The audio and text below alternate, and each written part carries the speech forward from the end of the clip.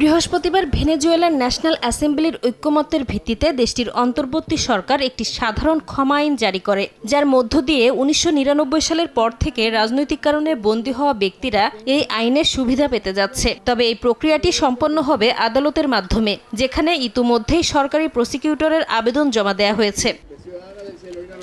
নতুন আইন প্রণয়নের পর ৩৭৯ জন রাজনৈতিক বন্দীকে ক্ষমা ঘোষণা করেছে ভেনেজুয়েলার অন্তর্বর্তী সরকার। মাদুরো ক্ষমতাচ্যুত হওয়ার পর গৃহীত আইনটি অনেক রাজনৈতিক বন্দীর মুক্তির আশা জাগাচ্ছে। বিধি প্রণয়নের পর মুক্তি পান ভেনেজুয়েলার রাজনৈতিক নেতা হুয়ান পাবলো গুয়ানিপা। মুক্তির পর নিজের সামাজিক যোগাযোগ মাধ্যমে এক বার্তায় সব রাজনৈতিক বন্দীকে মুক্তি দেওয়ার পাশাপাশি নির্বাসিতদের দেশে ফিরে আসার অনুমতি দেওয়ার দাবি জানান তিনি। এছাড়া নিজের সমর্থকদের সঙ্গেও দেখা করেছেন বিরোধী দলীয় এই নেতা।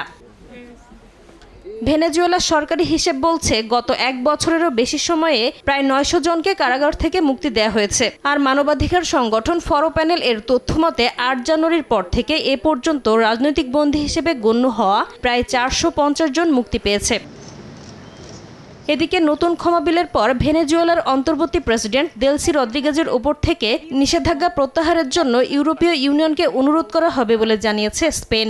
দেশটির পররাষ্ট্রমন্ত্রী হোসে ম্যানুয়েল আলবারেস জানান, ক্ষমা আইনটি ভেনেজুয়েলার সঠিক পথে এগোনোর স্পষ্ট সংকেত। এক্ষেত্রে দেশটিকে নিয়ে নতুন করে ভাবা যেতে পারে, যদিও এই বিষয়টিতে ইউভুক্ত দেশগুলোর সমর্থন প্রয়োজন। নাসরিন রুমি, সময় সংবাদ।